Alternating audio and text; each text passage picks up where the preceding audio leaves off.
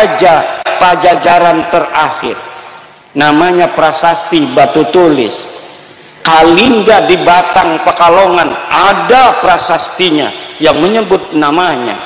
Keraton Surakarta, Keraton Kasunanan, Keraton Yogyakarta, nggak ada bukti sejaman pun masih wujud peninggalan arkeologisnya, budayanya, dan orang-orangnya masih bisa kita lihat. Apalagi semua apa yang ada di Keraton Jogja, Kasunanan, Pakualaman, Surakarta, Hadiningrat, semuanya dicatat semua. Nasab yang mau masuk nyangkok ke Yogyakarta ndak bisa karena ada kekancingannya. Begitu juga ada Balawi mau masuk menjadi cucu daripada Hamengkubuwono kedua, ndak bisa.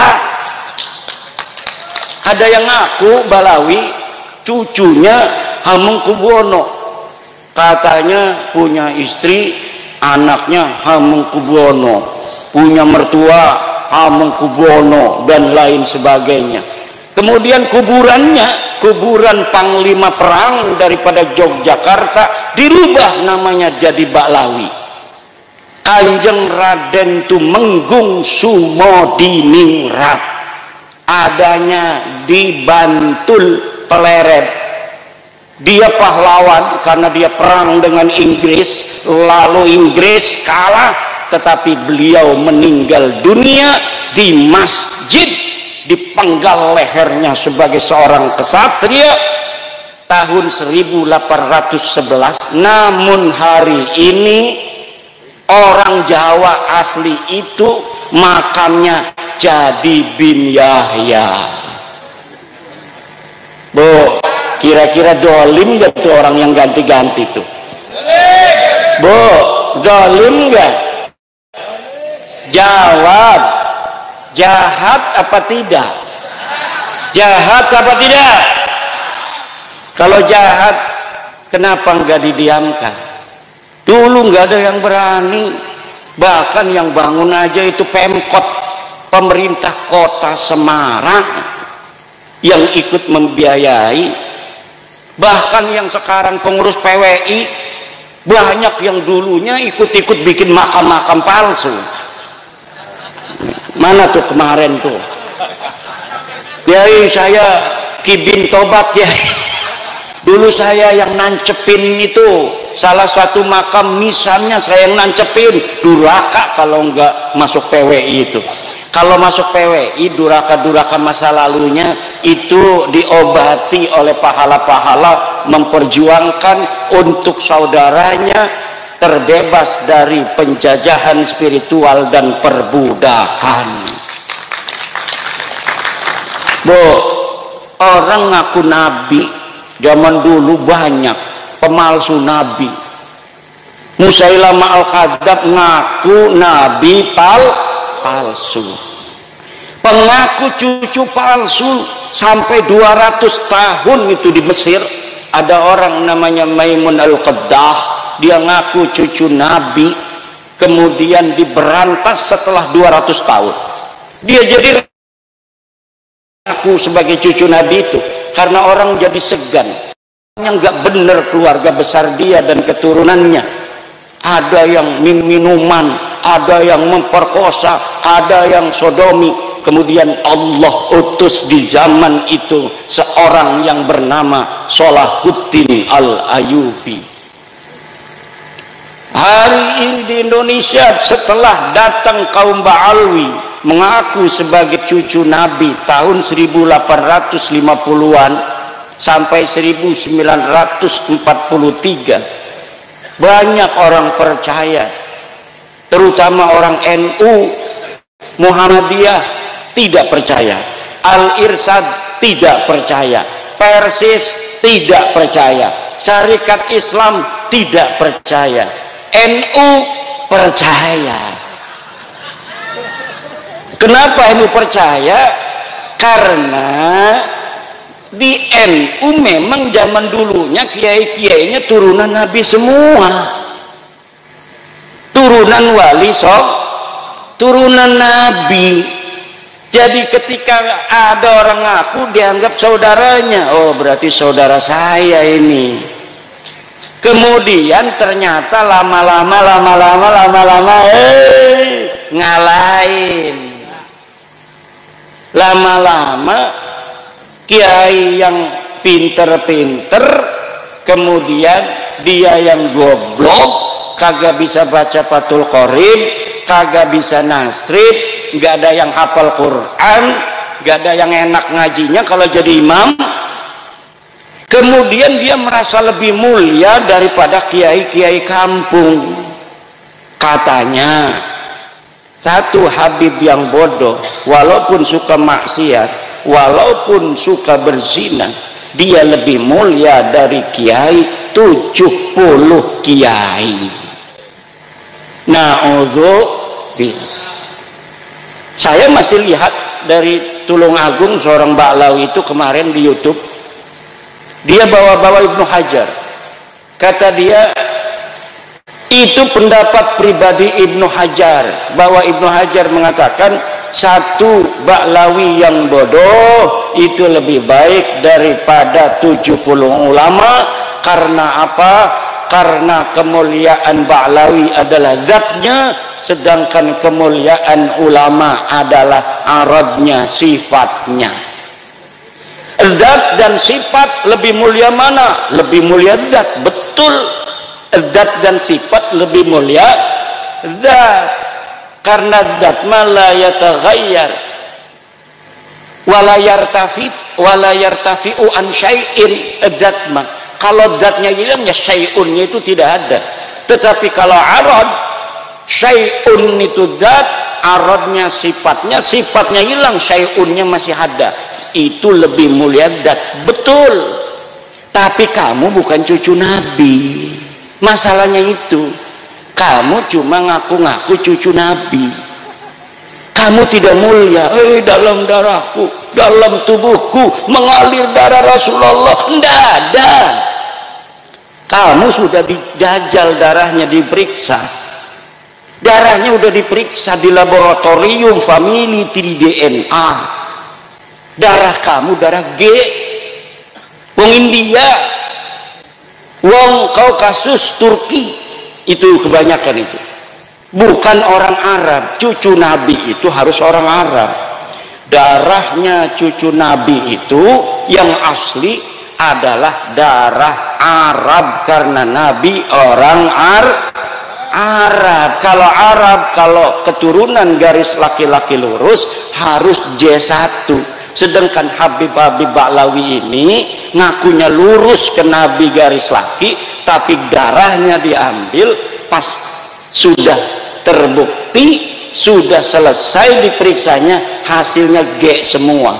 180 orang yang sudah tes DNA, baik di Indonesia maupun yang di Yaman, semuanya gagal sebagai keturunan baginda Nabi besar Muhammad sallallahu alaihi wasallam.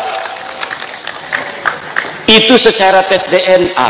Secara ilmu nasab, ilmu tarikh, ilmu sejarah, saya sudah meneliti penelitian daqiqan bahwa memang mereka sama sekali tidak ada kaitan dengan baginda Nabi besar Muhammad sallallahu alaihi wasallam.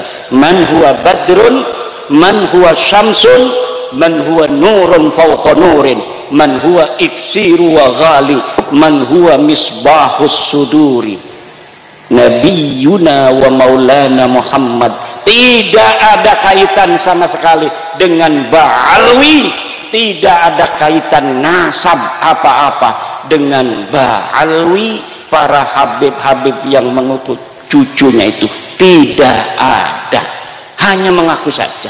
Lah kalau mengaku, kita aja semua mengaku. Siapa kek? Cucunya Jokowi kek? Siapa aja bisa ngaku, betul apa tidak? Soekarno meninggal 1970, kita ngaku saya cucunya Soekarno, pantes. Wong Soekarno masih punya cucu, paling punya buyut, jangga paling kan. Orang yang ngaku cucunya Soekarno anaknya Mega Puan. Mbak Puan umurnya kayak Kiai Ansori. Jadi Kiai Ansori mengaku cucunya Soekarno, wajar. Dari anak siapa Kiai Ansori? Dari ibu yang tidak diketahui. Ya. Itu bapak-bapak, ibu-ibu. Kenapa dulu katanya kan banyak yang ngomong kiai-kiai kibin tuh, yang kiai-kiai kibin. Kiai mah dulu Syekh Hasyim Asy'ari meneng-meneng baik. Kiai Hasyim Asy'ari enggak ngomong balawi batal. Kalau pengakuan itu la yata'allaku bimanfaatin, itu enggak ada masalah, enggak ada soal. Karena dulu mungkin Ba'alwi yang ditemui Mbah Hasyim itu masih malu-malu, nggak ada yang dawir-dawir minta-minta duit, minta-minta kambing. Kalau lagi haulan dia pengen dikirim kambing 1 truk, betul apa tidak?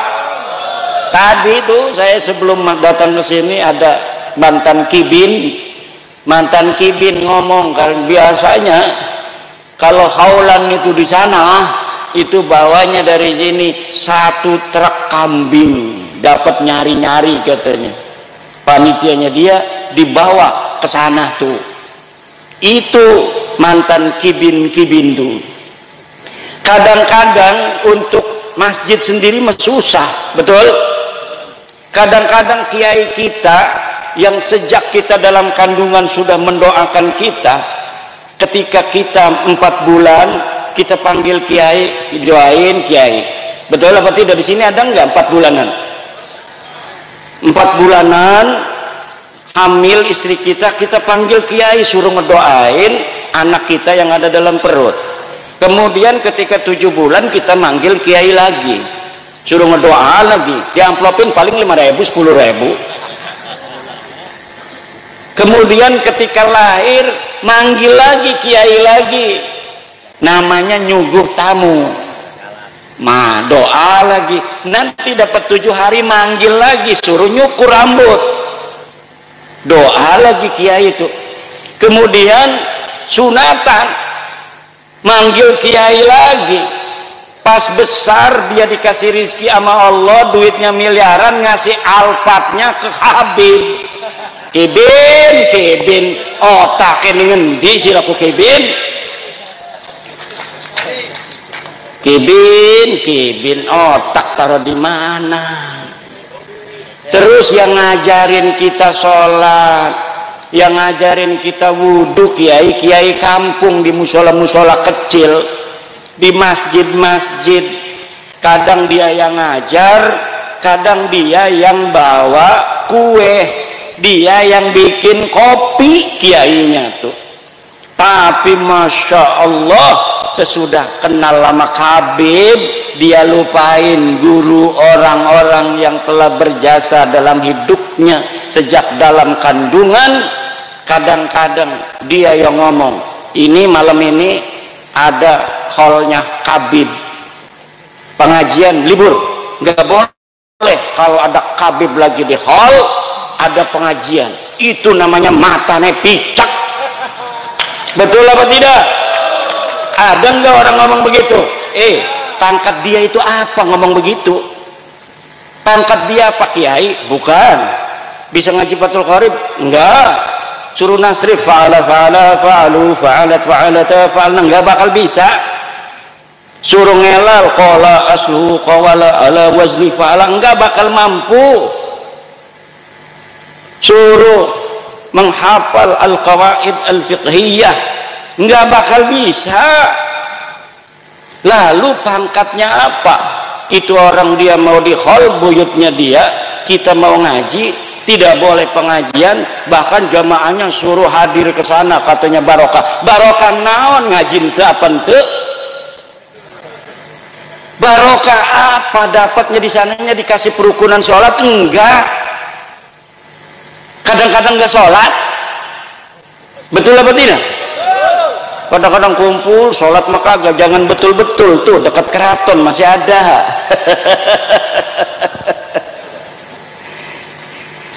Bahkan kota kita banyak yang dipakai-pakai. Allah, Allah, haul Gresik, haul Solo, haul Malang. Lah emang pangkatnya apa dia? Coba yang di haul itu lihat sejarahnya waktu hidupnya. Ada enggak di kitab-kitab Mbah Hasim yang semasa dengan dia disebutkan? Enggak ada. Banyaknya orang-orang Ba'lawi itu yang dianggap hebat-hebat setelah matinya. Udah 20 tahun mati baru dicatat itu. Kehebatannya semuanya tidak ada bisa dibuktikan oleh orang yang sezaman.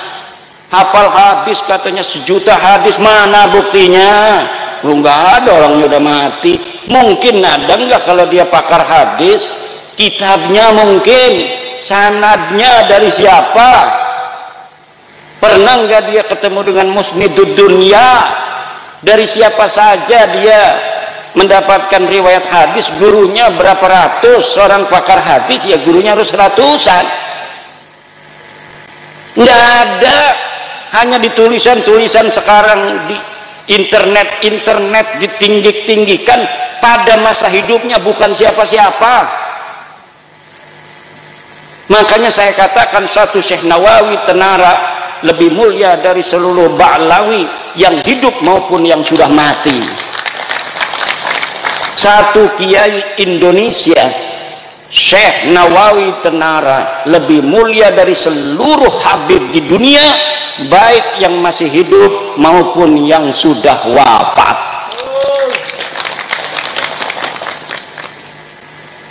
Dengan Syekh Mahfud Turmusi pun saya berani katakan bahwa Syekh Mahfud Turmusi lebih utama dan lebih mulia di sisi Allah dari Ba'lawi, seluruh Ba'lawi yang ada di dunia, baik yang hidup maupun yang meninggal dunia. Bahkan peci hitamnya Syekh Nawawi itu lebih mulia dari seluruh sorban-sorban ban Vespanya Ba'lawi, baik yang masih hidup maupun yang sudah meninggal dunia. Sarungnya Syekh Nawawi Tenara, sarung yang murah itu, yang linting, lebih mulia dan lebih utama dari seluruh jubah sorban-sorbannya dan lapisan-lapisannya dari para kabib Ba'lawi itu. Saya berani kalau misalnya ada malaikat yang suka tugasnya itu menghitung, hisab, ayo dihisab. Dia suka membanding-bandingkan, makanya saya banding-bandingkan sekarang. Mereka itu sukanya membanding-bandingkan. Sayyidina Syekh Abdul Qadir Jailani dibandingin dengan Abdul Al-Haddad, dengan Faqih Muqaddam. Katanya Faqih Muqaddam lebih hebat daripada Syekh Abdul Qadir Al-Jailani. Kalau Syekh Abdul Qadir Al-Jailani dia terkenal di dunia, maka Faqih Muqaddam nanti dia akan lebih tinggi derajatnya di akhirat daripada Syekh Abdul Qadir Jailani. Dari mana dia tahu? Syekh Abdul Qadir Jailani katanya pangkatnya kalah nanti di akhiratnya oleh Faqih Muqaddam. Siapa Faqih Muqaddam? Apakah orang, apakah bukan? Faqih Muqaddam katanya imam. Saya teliti di kitab-kitab, katanya dia wafat 653 Hijriah. Kitab-kitab sudah banyak ditulis di Yaman yang nyebutin nama ulama-ulama Yaman, ulama-ulama Tarim disebutin. Saya cari nama Faqih Muqaddam Muhammad bin Ali itu tidak ada sama sekali. Pada tahun 653 orang bernama Faqih Muqaddam. Tapi kibin-kibin kan hadaratnya, la hadrati Sayyidina wa Maulana Faqih Muqaddam, ya Faqih Muqaddam. Faqih Muqaddam dipanggil nggak ada kok. Saya bisa membuktikan dia tidak ada. Saya nggak bakal berani ngomong begini kalau saya tidak bisa membuktikan bahwa Faqih Muqaddam tidak ada pada masanya. Tidak ada. Lalu gimana tuh kiai kok bisa ada? Ya Sangkuriang tahu? Sangkuriang, Superman, tahu? Batman, Gundala, nggak ada orangnya. Tapi kemudian anak-anak kita hafal. Coba idola kamu siapa? Superman, Batman, Gundala, Spiderman, Doraemon. Kalau dulu Sangkuriang, Kamandanu, Angling Dharma, tak kayak tadi Angling Dharma tuh, itu belum ditemukan bukti sezaman. Saya baca dalam sejarah Bojonegoro, kalau Bojonegoro di Banten, di Bojonegoro, bahwa para pakar-pakar Bojonegoro belum menemukan bukti sezaman betulkah dulu di Bojonegoro ini ada Angling Dharma. Tetapi itu adalah sebuah kekayaan kebudayaan daripada Bojonegoro. Sama seperti di daerah Jawa Barat dikenal dengan nama Sangkuriang.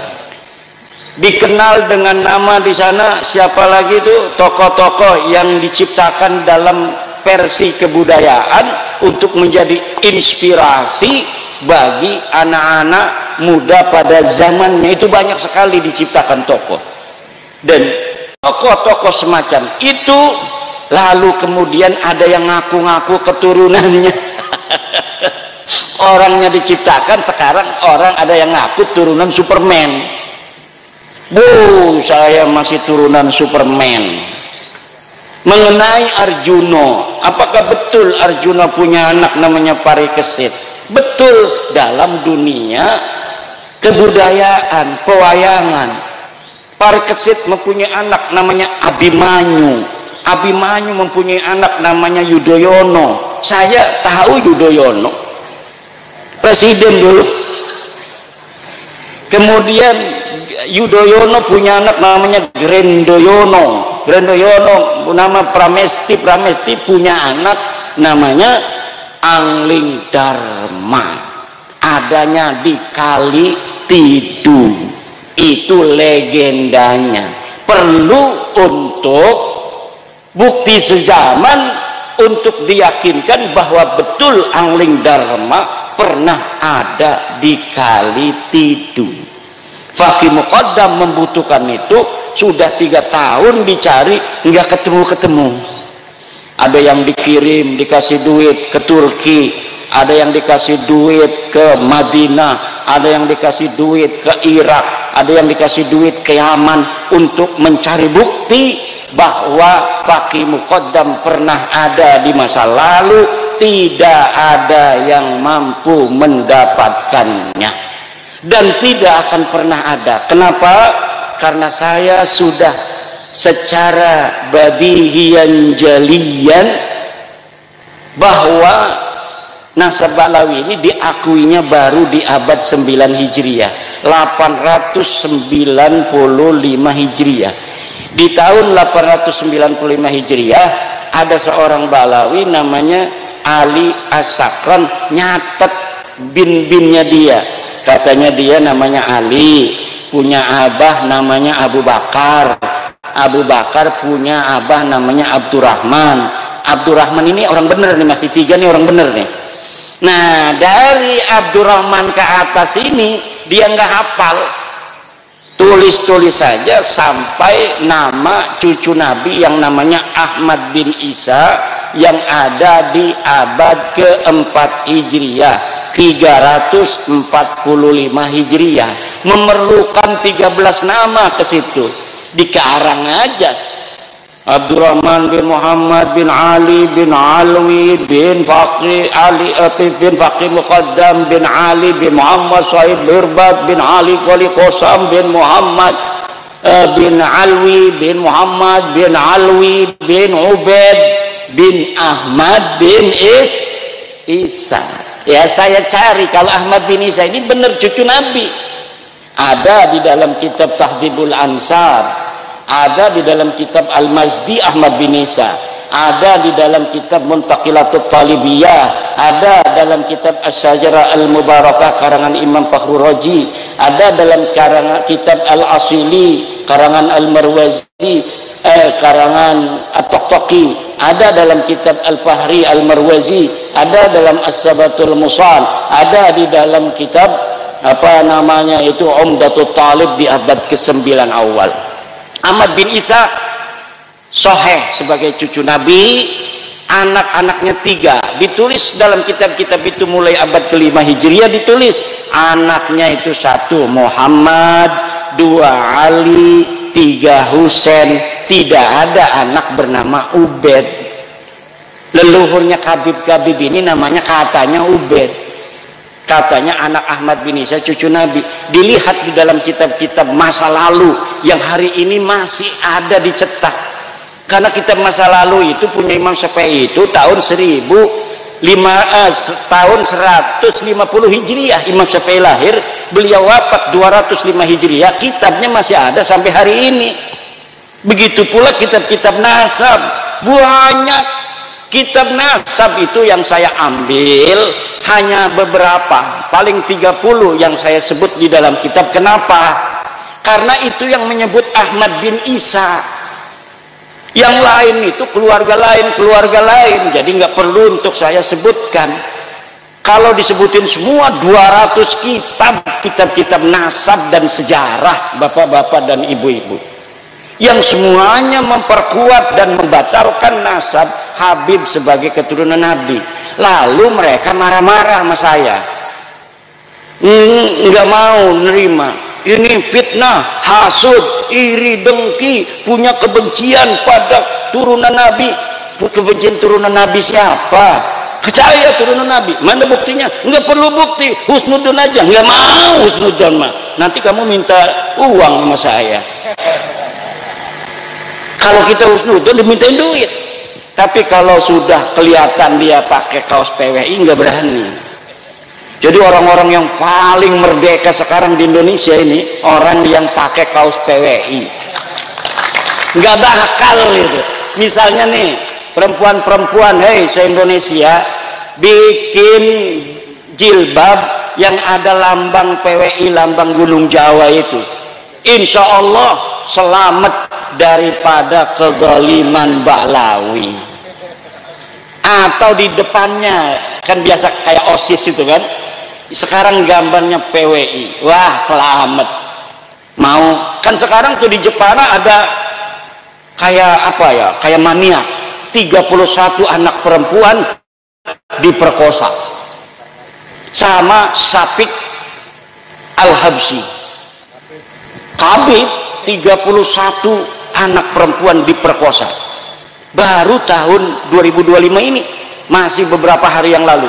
Tapi sudah saya masukkan dalam kitab saya, dan kitab saya sudah dicetak, kitab baru, judulnya Minhajun Nasabin fi Ibtali Nasabi Ba'lawi Al-Multasik Lil Alawiyin.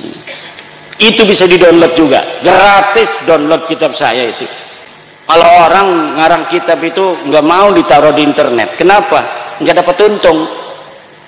Kalau saya setiap ngarang kitab, terutama kitab nasab ini, hari itu saya tabyin, hari itu saya share gratis. Begitu. Untuk apa? Karena tujuan saya ngarang bukan cari duit. Alhamdulillah Allah sudah kasih saya rizki, tapi untuk memberi pencerahan kepada saudara-saudara saya. Kenapa? Karena saya mantan kibin juga. Kibin semua ini, banyaknya kibin semua. Pengurus PWI ini banyaknya kibin-kibin. Pekalongan, tanya kenal saya enggak? Saya dulu kalau ngobrol di rumahnya itu ya di atas, yang ada neng nong neng nong neng nong neng nong, originnya itu. Sekarang alhamdulillah bebas merdeka. Orang yang merdeka dirinya diberi kekuatan oleh Allah, tidak mudah ditipu, tidak mudah diperdaya. Orang itu kalau sudah dia itu husnudon pada maling, udah tampangnya kayak maling ini, lah husnudon gak boleh kita suudon pada orang. Insya Allah laptop, HP di meja habis semua itu. Saya punya teman kiai, orangnya husnudon aja itu sama Bahlawi. nggak, udah sampai nggak wawuh sama saya. Tahu nggak wawuh? Ini sekarang ini nggak wawuh sama saya gara-gara saya batalin Nasabalawi nih, karena dia masih jadi kibin. Kemudian dia cerita, namanya sama temen kalau ada musibah cerita, yai katanya ada tuh yang biasa datang tuh sama kita, biasanya ke dia datang, ke saya datang gitu. Terus itu saya ngobrol kan di meja, ada HP, ada laptop. Terus ya biasa kan dia kalau mau apa namanya pergi diamplopin, saya ambil uang diamplopin. Pas saya kembali, HP dan laptop saya nggak ada. Terus saya nanya sama dia, Bib, katanya ini laptop sama HP saya mana? Oh nggak ada, dari tadi nggak ada, itu namanya laptop dan namanya PHP. Ada Bib, tadi di sini nggak ada. Kamu salah katanya. Dia penasaran karena rumahnya pakai CCTV, kiai banyak duit dia. Ada CCTV-nya, dia lihat di kamar, CCTV-nya, bener itu dimasukin ke tasnya, HP-nya, laptopnya dimasukin ke, dan dia tidak punya malu. Na'udzubillah. Tapi kalau sudah pakai kaos PWILS, selamat sentosa, karena kita bisa masuk para ada amar ma'ruf nahi mungkar awamirillah wajtinabu nawahihi, masuk surga. Jangan mau ditakut-takutin. Kalau enggak cinta sama aneh, cinta sama keluarga Belawi, maka ente tidak akan masuk surga karena tidak akan dapat syafaat dari Injil aneh Nabi Muhammad. Sebenarnya dia juga nggak yakin itu dia cucunya Nabi Muhammad itu. Sekarang itu dia nggak yakin orang dia udah tes DNA, bukan kok. Tapi si Kibin ini aja yang masih yakin orangnya aja udah nggak yakin. Kibinnya masih yakin. Kibin susah jadi Kibin itu. Kibin kapan tobatnya? Nah, kita doakan. Kita bukan kebencian, kita bukan kebencian. Kalau mereka yang ngaku-ngaku turunan Nabi itu tidak ada kaitan dengan kezaliman dari pengakuannya, biarin aja. Gak bakal ini ada ribut-ribut begini. Ada orang yang penasaran seperti saya bahwa dia bukan cucu Nabi. Gak mungkin kalau mereka semuanya baik-baik semua. Ngaku turunan Nabi misalnya, setiap punya uang ketemu orang dia kasih 100.000, ada ketemu lagi 100.000, ketemu lagi, itu mengangkat nama Nabi Muhammad. Ya Allah, dasar cucunya Nabi, ketemu orang ngasih uang, sepasar uang dibagi semua sama dia. Masya Allah, Nabi Muhammad terima kasih, kau telah membawa cerah keimanan kepada kami. Engkau juga menurunkan keturunan-keturunan yang mulia, yang bagi-bagi duit terus pada kami. Begitu, walaupun palsu dia. Betul apa tidak? Mengangkat harkat martabat Nabi Muhammad SAW lebih tinggi lagi. Tapi kalau model-modelnya ngaku cucu Nabi, nggak pernah sholat, katanya putra-putri Fatimah nggak sholat juga, dijamin masuk surga. Kan malu-maluin Nabi Muhammad. Ngaku cucu Nabi, ada apem punya orang diambil aja. Allah, minum-minuman keras, mabok, nyolong motor, dawir, nyolong apa namanya tuh akuarium. Ada di Lampung nyolong akuarium, di Banyumas nyolong keramik 200 meter material. Dia bawa mobil losbak ngambilin keramik, bukannya bayar, bilang Habib Anu, emangnya ini material siapa? Dapat keramiknya bukan dapat beli apa? Enak amat membawa nama Rasulullah untuk hawa nafsunya dia. Ini adalah merendahkan harkat martabat Rasulullah. Wajib bagi kita untuk menjaga kemuliaan Rasulullah dengan membongkar kepalsuan nasab orang-orang yang mengaku sebagai cucu Nabi kemudian menggunakan pengakuan itu untuk berbuat zalim dan merendahkan harkat martabat Nabi. Setuju, Bu? Asyhadu anna Ba'lawi Habib laisu min dzurriyyati Rasulillah. Merdeka. Udah merdeka itu, insyaallah. Lebih merdeka lagi kalau ada lambang PWI di rumahnya. Ini lambang Nahdlatul Ulama di atas, karena PWI anaknya Nahdlatul Ulama. Di bawahnya lambang PWI LS. Insya Allah ada Habib masuk, masya Allah. Langsung nggak mau dia. Nanti kiai-kiai, ada apa Beb? Mau ngehol? Enggak kiai, enggak kiai. Ini saya melihat bahwa kiai ini akan masuk surga. Saya permisi kiai, assalamualaikum. Gitu doang paling juga. Kalau sudah ngelihat ada gambar PWI atau foto saya. Kalau belum punya gambar PWI, foto saya aja dipasang. Jangan fotonya Gus Yahya. Nanti kalau fotonya Gus Yahya ada Habib masuk. Ini husnudon ini husnudon nih, alhamdulillah nih. Kalau yang husnudon kan masih bisa dibohongin. Ini husnudon.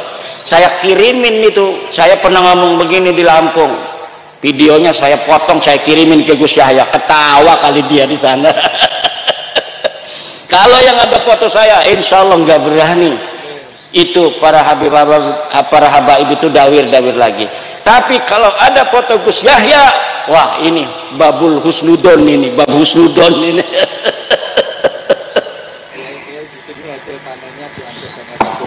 Tuh ada katanya kiai-kiai hasil panennya diangkut Habib katanya. Lah apakah yang begitu itu pantas untuk membawa-bawa nama Rasul, Bu? Nggak pantas. Nggak pantas bawa-bawa nama Rasul. Caci makinya luar biasa. Abis saya ini dibilang cecoro, dibilang dajjal, dibilang monyet, dibilang anjing. Habis semua kebun binatang ke saya semua. Nggak tahu kalau yang dihadapin ini adalah putra wayah Nusantara. Ini saya mendapatkan ini, pusaka-pusaka ini banyak sekali dari orang-orang yang mempunyai mata yang lain selain mata kepalanya. Bahkan ketika capres, saya akan lihat-lihat Pak Jokowi. Pak Jokowi ini kayaknya mau ke Ganjar, kata saya ini. Saya dukung Ganjar, kata saya. Kemudian datang itu utusan dari para penunggu gunung-gunung sepuluh Jawa. Kata dia, saya kan orangnya husnudon aja begitu mah. Kiai, kenapa bukan pilih Pak Prabowo? Kenapa? Sudah ditanda tangan oleh penunggu gunung sepuluh Jawa bahwa yang akan jadi presiden Prabowo. Kata orang itu. Terus tapi para penunggu gunung-gunung sejawa sedang cinta sama Kiai Imad. Kalau Kiai Imad nggak berubah, maka tanda tangannya yang akan diberubah, yang didukung Kiai Imad yang akan menang. Sampai begitu. Kata saya, ada syaratnya nggak? Ada syaratnya. Syaratnya 3. 1 ini, 2 ini, 3 ini.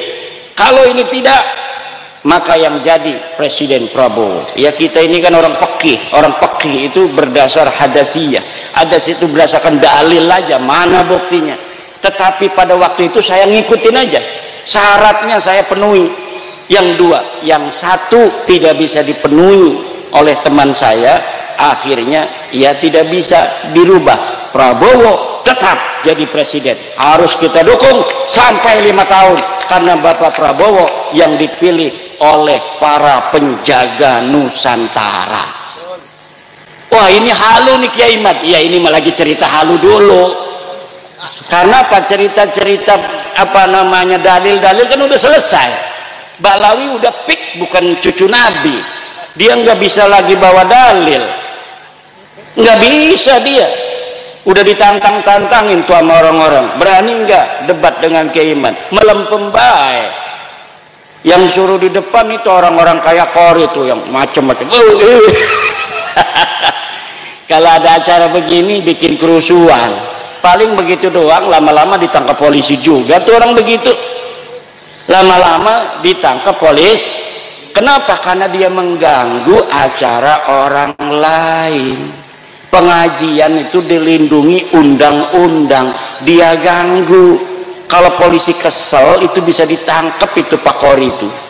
Orang lagi ngaji Gus Abbas kemarin disuruh pulang, dilempar-lemparin. Itu kalau polisi sudah kesel orang-orang begitu ditangkepin karena sudah melanggar undang-undang Indonesia. Ibu bapak hadirin ma'asyiral muslimin rahimakumullah, itu intinya Bu ya. Ibu ini keturunan ke atas orang mulia-mulia Bu. Jangan rendah diri kepada orang-orang begituan. Mereka bukan siapa-siapa. Mereka tidak lebih mulia daripada kudungnya ibu-ibu.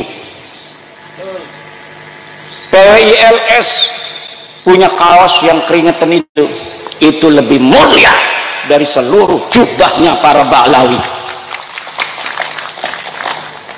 Lebih mulia orang-orang Nusantara, orangnya jujur, sopan santun, nggak enakan sama orang-orang begitu itu berpahala. Kiai tadi, Kiai itu Kiai Ibrahim nih biasanya kalau bukan acara begini mimpin tahlilnya panjang.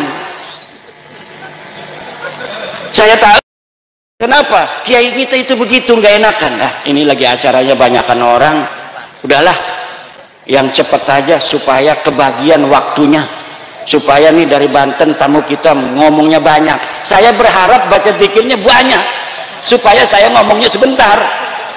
Ternyata ma'rifatullah orangnya itu nggak enakan. Itulah orang Jawa. Orang Jawa itu nggak enakan. Aslinya orang Jawa itu nggak biasa nyaci orang. Kita ini sekarang nih ngomong-ngomong kejelekan begini karena harus dilawan. Cangkemele ya dibalas cangkemele. Kalau cangkemele dibalasnya husnudon, habis kita. Makam-makam sudah diganti semua, wali-wali kita sudah kalah semua. Gresik itu kan Sunan Giri, Sunan Gresik, Sunan siapa lagi tuh di Giri banyak. Sekarang yang besar itu Ba'lawi. Kapan datangnya dia? Tahun 1900. Ngapain aja dulu? Ya ngajar ngaji. Lah ngajar ngaji mak kiai juga semua ngajar ngaji. Lah ngajar ngaji doang. Perang kagak? Kagak. Mati ini medan perang kagak? Kagak. Lalu hebatnya apa?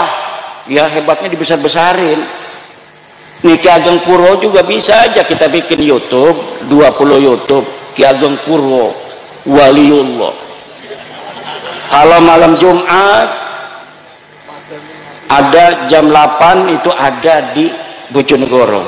Tapi kalau jam 12 itu sudah ada di Aras. Allah. Itu 2 tahun aja begitu. Udah orang percaya. Pekalongan bikin YouTube-nya banyak, karomah para wali. Lihat itu banyak itu. Dia bisa jalan di air. Udah 4 tahun jalan di air. Ada ulama-ulama jin datang segala macem. Banyak bikin YouTube, bikin konten kreator, keramat-keramat supaya dianggap rajanya para wali. Kenapa sih Allah kok yang bohong-bohong begitu tapi dibiarkan aja? Ya begitulah cara kerjanya Allah Subhanahu wa taala untuk melihat mana sih hati-hati yang begitu waspada, mana yang mudah dibohongi. Maimun Al-Qaddah itu 200 tahun ngaku cucu Nabi, baru ketahuannya setelah 200 tahun mulia dia, semakin ngaku cucu Nabi semakin bohong semakin mulia. Anaknya jadi raja lagi, cucunya jadi raja lagi, buyutnya jadi raja lagi selama 200 tahun. Tapi kebohongan tetap kebohongan. Ulama bangkit di bawah pimpinan Salahuddin Al-Ayyubi. Dulu Salahuddin Al-Ayyubi ini hanya seorang panglima perang dari Imaduddin Zangki. Jangan sembarangan, ini pimpinannya namanya Imaduddin. Imaduddin Zangki punya anak namanya Nuruddin Zangki, tapi belum berhasil. Berhasil pada saat siapa? Salahuddin Al-Ayyubi yang memimpin. Saya namanya Imaduddin, adik saya Nuruddin meninggal dunia. Nisan saya Salahuddin, lengkap semua itu ada. Kalau Ansori ini nggak pakai din. Kalau pakai din Ansoriuddin. Karena kalau orang Banten itu yang nama din itu banyak sekali. Kenapa? Daerah Jawa banyak din tapi tidak sebanyak di Banten. Kenapa? Karena dari zaman dulu sultan-sultannya pakai din semua. Hasanuddin ini sultan pertama, sultan kedua nggak ada dinnya, sultan ketiga Nasruddin, kemudian Sultan Aliuddin, Sultan Rafiuddin dan lain sebagainya.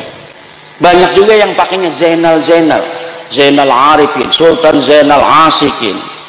Ada yang pakai Muhyiddin, pakai din juga tuh, Sultan Muhyiddin. Terakhir Sultan Sofiyuddin. Nah itu ciri-ciri nama-nama khas Banten.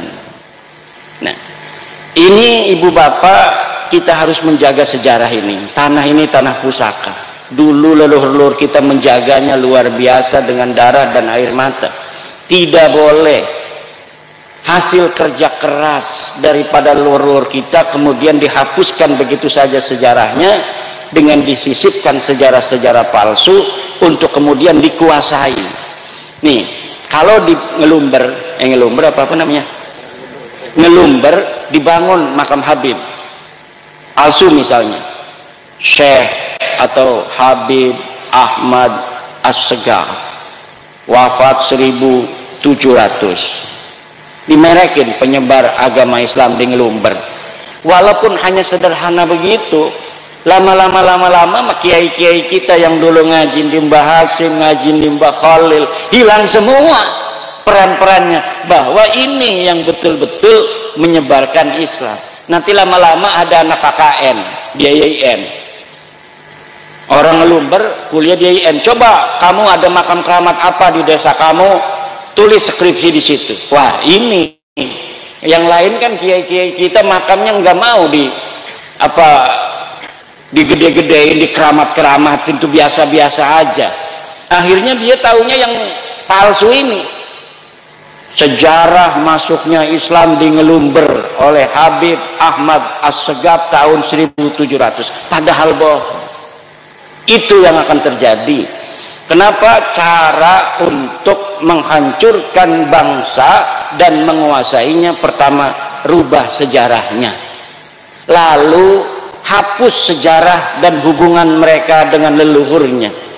Seakan-akan mereka hanya tahu mereka orang-orang budak, orang-orang awam yang mudah untuk ditundukkan.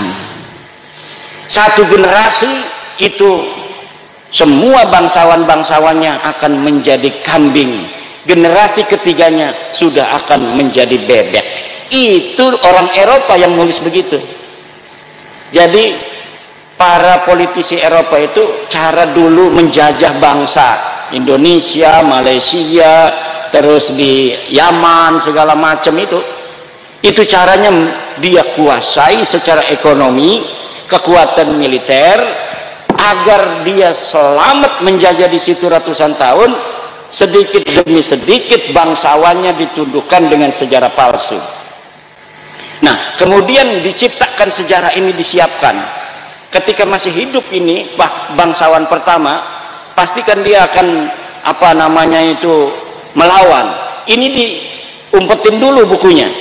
Kalau sudah mati semua satu generasi, generasi kedua anaknya ini dikasih sejarah ini. Ini dulu, ini kan ditulis ketika ayah kamu hidup. Ketika ayah kamu hidup, ayah kamu kan nggak ngomong apa-apa. Setuju berarti dengan kitab ini, padahal ayahnya itu nggak tahu kitab itu. Kayak sekarang Mbah Hasim. Mbah Hasim dibawa terus kan. Dulu Mbah Hasim diam saja dengan Balawi. Nggak ada Mbah Hasim ngomong bahwa Balawi bukan cucu Nabi. Padahal memang nggak ada urusannya Mbah Hasim dengan apa namanya nasab Balawi itu. Karena dulu nggak ada yang ngaku-ngaku kami cucu Nabi, di dalam tubuh kami ada darah Rasulullah. Zaman Mbah Hasim nggak ada yang begitu. Semuanya cium tangan sama Mbah Hasim. Semuanya di kakinya Mbah Hasim semua itu para habaib. Sekarang aja kiai-kiai kita nyium kakinya habaib. Dulu mereka yang nyium kakinya Mbah Hasim. Dulu mereka yang nyium kakinya Mbah Khalil Bangkalan. Dulu mereka yang ngemis-ngemis kepada Syekh Nawawi Tenara. Saya punya suratnya Utsman bin Yahya ngemis-ngemis pada Syekh Nawawi Tenara. Ngemis-ngemis. Pengen diberikan sebuah tanda tangan oleh Syekh Nawawi Tenara agar kitabnya bisa dicetak di Mekah Al-Mukarramah. Syekh Nawawi tidak mau. Kenapa? Nggak bermutu kitabnya. Kitabnya tidak bermutu. Nggak bisa kitab model begini dicetak di Mekah Al-Mukarramah. Nggak level punya kamu itu Utsman bin Yahya. Begitu. Lah kita lebih mulia dari kamu. Nyata sudah. Makanya kita orang Jawa yang lebih mulia ini jangan mau jadi anak buahnya orang hina dina kayak mereka. Mereka orang hina dina, kita orang mulia. Masa orang mulia jadi anak buahnya orang hina dina. Kita turunan para raja, kita turunan Raden Wijaya, kita turunan Hamengkubuwono, kita turunan sultan, kita turunan sunan-sunan, kita turunan daripada raja-raja Majapahit, Bojonegoro, Tuban, Wilatikta. Nama besar semua. Orang Eropa dulu itu takut sama orang Indonesia. Kok sekarang kita mau tunduk pada orang-orang yang gak jelas asal usulnya? Tidak ada lagi. Sekarang zamannya adalah zaman kebangkitan kiai-kiai Nusantara, kiai-kiai kampung yang harus kita muliakan. Mereka lah yang mengajar kita Al-Quran, mereka yang ngajar kita cara ngaji, mereka yang ngajar kita bagaimana ibadah, mereka yang ngajar kita bagaimana wudhu, mereka lah yang mengajari kita tentang kehidupan. Maka kiai-kiai kampung lah yang harus kita muliakan dan harus kita tinggikan derajatnya. Assalamualaikum warahmatullahi wabarakatuh.